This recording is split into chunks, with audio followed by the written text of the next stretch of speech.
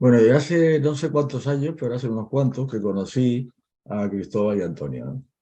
Para mí ha sido, aparte en fin, de la amistad, que creo que una sorpresa positiva, en el sentido de encontrarme unas personas que luchan por su tierra en todos los frentes y en todo momento, ¿no? Y eso no es usual, ¿no?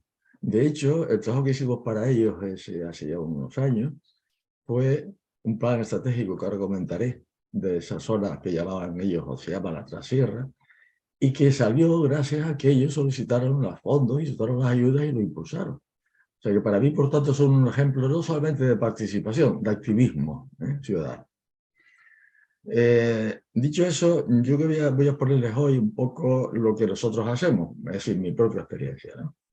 A pesar de que efectivamente soy ingeniero industrial, hace tiempo que vengo dedicando a estas cosas de planificación que es estratégica del desarrollo sostenible. Y hemos llegado a crear una figura de planificación diferente, creo yo, novedosa. Creo además que para nosotros es el instrumento ejecutivo de la Agenda 2030, el instrumento ejecutivo de la Agenda 2030, que fundamentalmente consiste en una cosa muy simple. En el caso de Gran Canaria, ¿qué necesidades tienen los habitantes? Todos los habitantes de Gran Canaria, todos, todas sus necesidades. ¿Qué recursos tienen que tener para ser cubiertas todas sus necesidades ahora y en el futuro? Y dentro de esas necesidades, obviamente, hay una muy importante, que es la gobernanza. En el tema porque nosotros definimos 27 necesidades que tienen que cubrir, entre ellas, por supuesto, está la cobertura y la protección del medio ambiente, del ecosistema, y nosotros lo que hacemos en nuestros planes es que esas 27 necesidades las convertimos en 27 ejes del desarrollo. Y como decía antes, uno de esos ejes, y muy importante, es el de la gobernanza. En el eje de la gobernanza contemplamos nosotros a su vez 4 subejes: la participación ciudadana, la administración de lo público, la legislación y la justicia. Bueno, estos ejes a su vez se analizan de una forma encadenada, desde qué pasa en el mundo con ese eje, por dónde van, digamos, al futuro, qué está pasando cerca, qué nos dice Europa, qué nos dice España, y a partir de ahí decimos cómo estamos nosotros aquí dentro, qué pasa en Gran Canaria, por ejemplo, cómo estamos nosotros, qué necesidades tenemos, qué recursos, cómo se acoplan unas necesidades con recursos, qué impacto. Con eso definimos para cada eje pues, los objetivos a cubrir para ser sostenible, las estrategias para conseguir esos objetivos, las líneas de desarrollo y finalmente las medidas que hay que tomar. Nosotros para eso hacemos una serie de etapas. La primera etapa es un plan básico que hacemos nosotros, digamos, en gabinetes, contacto con las personas que creamos oportunas. Luego hay una segunda fase en que se invitan a personas, invitadas, personas, unas 30, 40, depende del nivel que sea el plan, que puede ser municipal, insular, regional. Se les invita a que realicen ese pre-plan y lo critiquen, lo enriquezcan o lo que quieran, y añadan lo que quieran. Y eso llamamos el plan ideal. Ese plan ideal lo cogemos después nosotros y le añadimos algo que es importante. Cada una de esas medidas, ¿quién la tiene que hacer? ¿Cuánto cuesta hacerla? ¿Quién la va a financiar? ¿Qué impactos va a tener? Etcétera, etcétera. Y ese plan ya que vamos ejecutable, valorado en todos sus términos, es el que se comunica a la ciudadanía en una fase final de comunicación ya masiva, digamos, ¿no?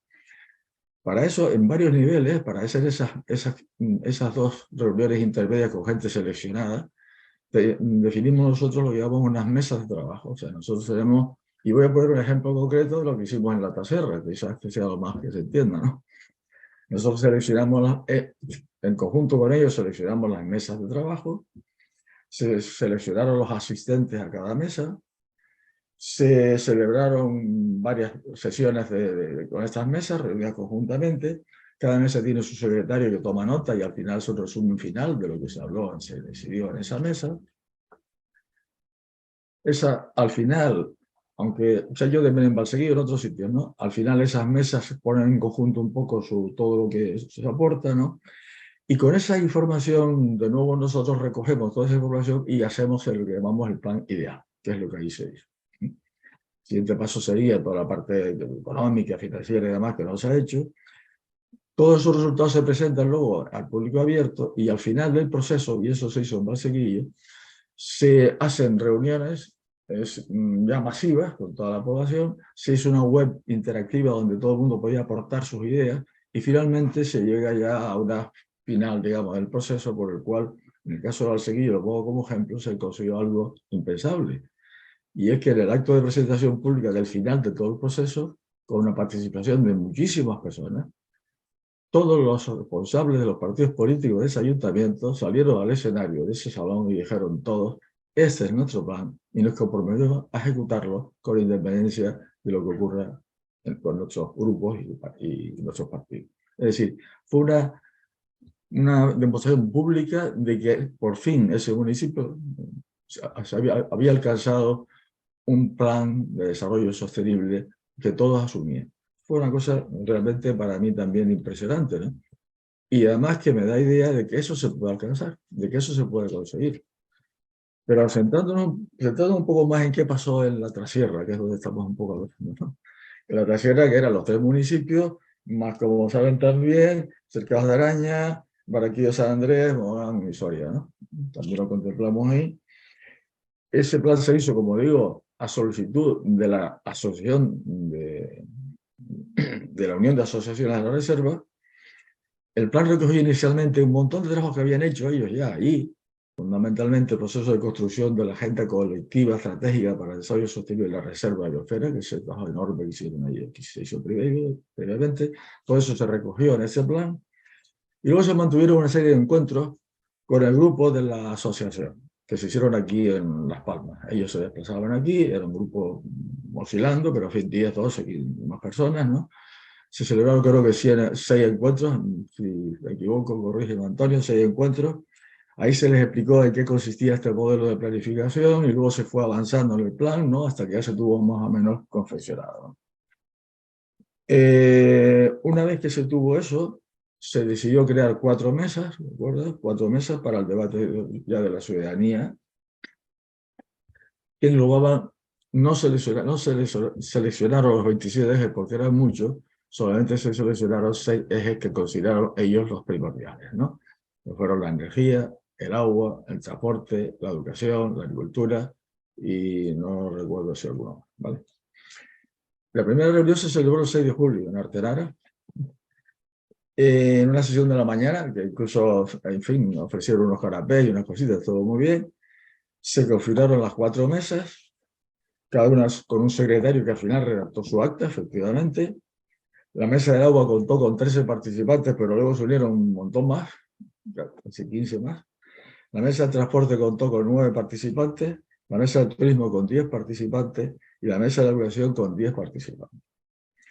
A todas estas personas se les entregó el plan, no se partía de cero. Se debatían sobre algo que ya inicialmente estaba muy elaborado y muy pensado, ¿no? Nosotros pensamos que los debates sobre improvisados, ¿no? Realmente casi siempre son más bien frustrantes. En fin, la segunda mesa se celebró también en Artenara, las mismas mesas, con los mismos participantes, el 2 de agosto.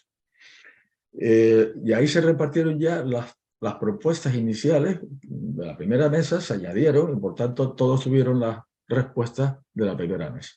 De ahí se sacó otra vez la respuesta de la segunda mesa, eso se recogió y con eso se configuró definitivamente el plan estratégico, holístico, integral de desarrollo sostenible de la tercera.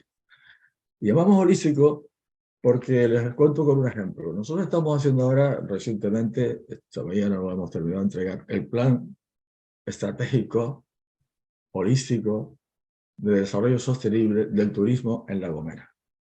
Nos han encargado ese trabajo. ¿Qué diferencia tiene eso con un plan turístico? Pues una cosa muy sencilla. Si tú miras solo el sector turístico, tienes una versión completamente desenfocada de la realidad. Si tú miras el sector turístico desde la energía, desde la agricultura, desde el agua, desde la cultura, desde la investigación, desde todo, tiene otro enfoque completamente distinto. Así que, en este caso, nosotros lo enfocamos, qué medidas hay que hacer dentro del sector, qué medidas en todos los demás sectores hay que hacer, si no, no funciona el turismo, y finalmente hacemos algo que no es usual también.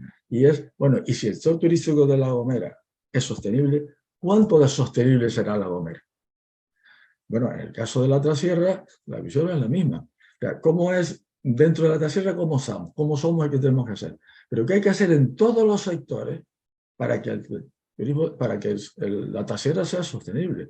Y luego, una vez que la Trasierra consigamos que sea sostenible, hay que decirle a la gente también, al resto de la isla, oye, y nosotros aportamos a la sociedad de la isla Gran Canaria, un montón de cosas, ¿no? Así que eso es un poco el enfoque, y ya termino rápido porque quizás después. ¿Qué conclusiones he sacado yo de esta experiencia? Primera fue en el sureste, hicimos una mesa importante ahí, luego se hizo la Valsequillo, que fue bueno, para mí fue impresionante, y luego finalmente la Alta Sierra, que desgraciadamente no se pudo llegar hasta el final, por la parte ejecutiva, que realmente es lo que tiene importancia. Porque, primero, la primera conclusión que yo saco es que en Canarias y en todos sitios hay muchísimas personas interesadas en colaborar. Solamente hay que saber captarlas, pero hay muchas personas. La segunda cuestión que yo también saco como conclusión es que dentro de las administraciones públicas hay muchas personas también interesadas en colaborar, incluso que no están de acuerdo muchas veces con su propia dinámica interna, pero están de acuerdo con hacerlo. Hay que también captarlos. En tercer lugar, también creo yo que todas las reuniones que se hagan de participación ciudadana hay que planificarlas muy bien. Y hay que dar documentos de partida sobre el cual se pueda generar unas sinergias positivas, porque si no se puede derivar aquello en disquisiciones y en cosas raras. Y por tanto, esos documentos de partida son muy importantes para centrar el diálogo y los acuerdos, ¿no?